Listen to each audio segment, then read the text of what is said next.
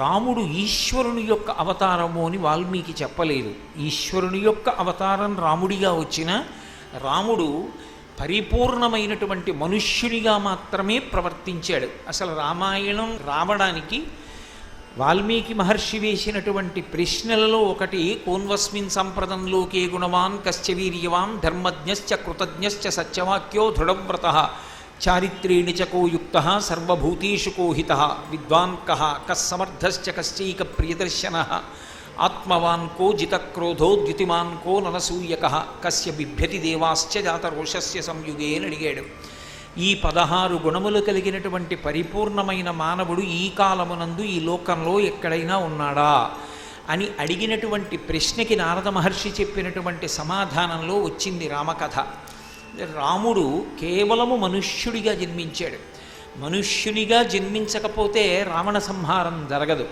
అటువంటి రోజులలో తనంత తానుగా ప్రతిజ్ఞ చేసి నేను నరుడిగా వస్తాను అని, తతశ్చ ద్వాదశే మాసే చైత్రే నవమికే తిథౌ నక్షత్రే తిథి దైవచ్చే సోచ్ఛ సంస్థేషు పంచషు గ్రహేషు కర్కటే లగ్నే వాక్పతాం విందునా సహా ప్రోద్యమానే జగన్నాథం సర్వలోక నమస్కృతం. 12 నెలలు కౌసల్య గర్భవాసం చేసి 12 నెలల తరువాత బయటికి వచ్చినటువంటి అవతారం రామావతారం. ఎందుకంత కష్టపడి రావాలి అంటే నరుడి చేతిలో తప్ప మరణించడు. నరుడిగా రావాలి అంటే అమ్మ గర్భవాసం చేయకపోతే నరుడు కాడు. ఆ నరుడైతే తప్ప రావణుడు సంహరింపబడడు. రావణుడు సంహరింపబడితే తప్ప లోకములకు శాంతి కలగదు. అందుకని మనందరి కోసమని తాను అంత కష్టపడి అంతటి దయామయుడై అమ్మ యొక్క గర్భస్థ శిశువుగా గర్భవాసం చేసి బయటికి వచ్చినటువంటి అవతారం రామావతారం. అందుకే అసలు రామావతారాన్ని స్వీకరించడంలోనే ఆయన యొక్క దయని లెక్క పెట్టడం ఎవరికీ సాధ్యం కాదు. అంతటి దయామయుడైనటువంటి వాడు కనుక రామదాసు గారు ఆయన గురించి శతకం చేస్తే మకుటంలో ప్రతి చోట కూడా దాశరథి కరుణాపయోనిధి అని పిలిచాడు. సముద్రం యొక్క లోతు తెలుసుకోవడం ఎంత కష్టమో రామచంద్రమూర్తి యొక్క దయని తెలుసుకోవడం కూడా అంత కష్టం. అంతటి దయామయుడై రామచంద్ర ప్రభువుగా అవతరించాడు. నేను 11,000 సంవత్సరములు ఈ భూమి మీద ఉంటాను. రావణ సంహారం అయిపోయినంత మాత్రం చేత అవతారాన్ని ఉపసంహారం చెయ్యను. ఎందుకు ఉండాలి 11,000 సంవత్సరములు అంటే 11,000 సంవత్సరములు ఈ భూమి మీద ఉండి రాజ్య పరిపాలన చేసి రామచంద్రమూర్తి యొక్క రాజ్యము ఎంత గొప్పదైందో లోకానికి నిరూపించాలనుకున్నాడు. మనం రామరాజ్యం అంటూ ఉంటాం.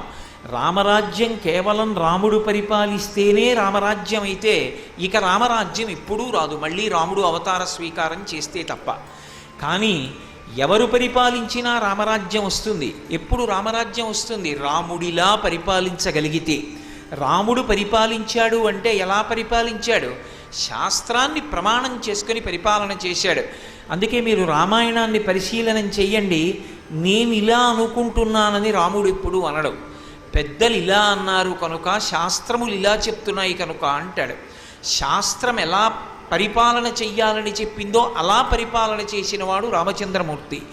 రామచంద్రమూర్తి యొక్క అడుగుజాడలలో శాస్త్రమును ఆధారం చేసుకొని పరిపాలన చెయ్యగలిగినటువంటి ధృతి కలిగిన వాడు ఎవరు సింహాసనం మీద కూర్చున్నా మళ్ళీ రామరాజ్యం వస్తుంది.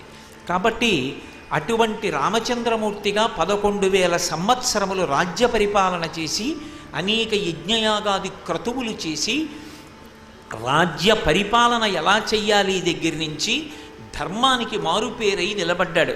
ఎందుచేత లోకంలో ధర్మము అనేటటువంటి మాట అన్వయమయ్యేటటువంటిది కేవలం మనుష్యునకు మాత్రమే అన్వయమవుతుంది.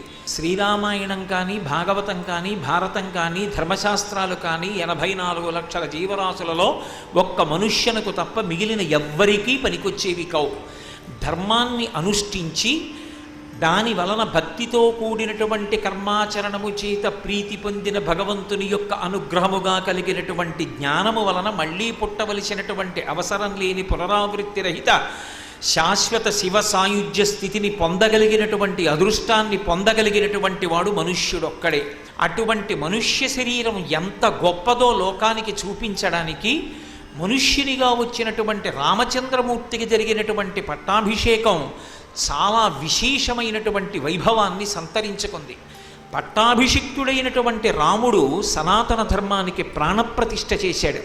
ఎందుచేత అంటే సనాతన ధర్మము యొక్క జీవమంతా ఎక్కడ ఉంటుంది అంటే అగ్ని ఆరాధన యందు ఉంటుంది.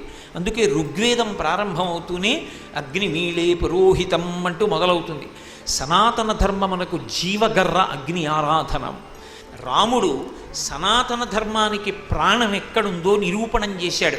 రాముడు సాక్షాత్తు రాశీభూతమైనటువంటి ధర్మము. ఈ మాట చెప్పినది ఋషులు కాదు. రామో విగ్రహవాన్ ధర్మ సాధు సత్యపరాక్రమ, మారీచుడు చెప్పాడు అరణ్యకాండలో. అటువంటి ధర్మమూర్తి అయినటువంటి రామచంద్రమూర్తి ఎటువంటి ధర్మాన్ని అనుష్ఠానం చేశాడో అదే ధర్మాన్ని లోకమంతా అనుష్ఠానం చేసింది. వర్ణము ఆశ్రమము బట్టి ధర్మం ఉంటుంది. ఒక ఆశ్రమంలో ఉన్నవాడి ధర్మం వేరొక ఆశ్రమంలో ఉన్నవాడికి ఉండదు. బ్రహ్మచారి ధర్మం గృహస్థుడి కాదు, గృహస్థు ధర్మం వానప్రస్థుడి కాదు, వానప్రస్థు ధర్మం సన్యాసిని కాదు. ఎవరి ధర్మం వారిదే. రాముడు తాను క్షత్రియుడిగా చక్రవర్తిగా తాను అనుష్ఠించవలసినటువంటి ధర్మాన్ని పరాకు లేకుండా అనుష్ఠించాడు. రాముడు ధర్మాన్ని అనుష్ఠిస్తాడు కాబట్టి లోకంలో ఉన్న వాళ్ళందరూ కూడా తమ తమ వర్ణాశ్రమ ధర్మములను తాము అనుష్ఠించారు. అలా అనుష్ఠించినటువంటి కారణం చేత ధర్మో రక్షతి రక్షిత, అనుష్ఠింపబడినటువంటి ధర్మము యొక్క ఫలితముగా లోకంలో ఉన్న జనులందరూ సంతోషాన్ని పొందారు. రాముడు తాను స్వయంగా ధర్మాన్ని అనుష్ఠించాడు. రాముడు ధర్మాన్ని అనుష్ఠించడంలో ఉండేటటువంటి ప్రయోజనాన్ని తన పరిపాలనా కాలమునందు ఉన్నటువంటి జనులందరూ తెలుసుకునేటటువంటి అవగాహన పొందేటట్టుగా అదృష్టాన్ని కల్పించాడు.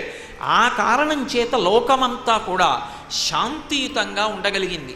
రాముడు రాఘవుడు రవికులుడితడు భూమి జగుపతి అయిన పురుష నిధానము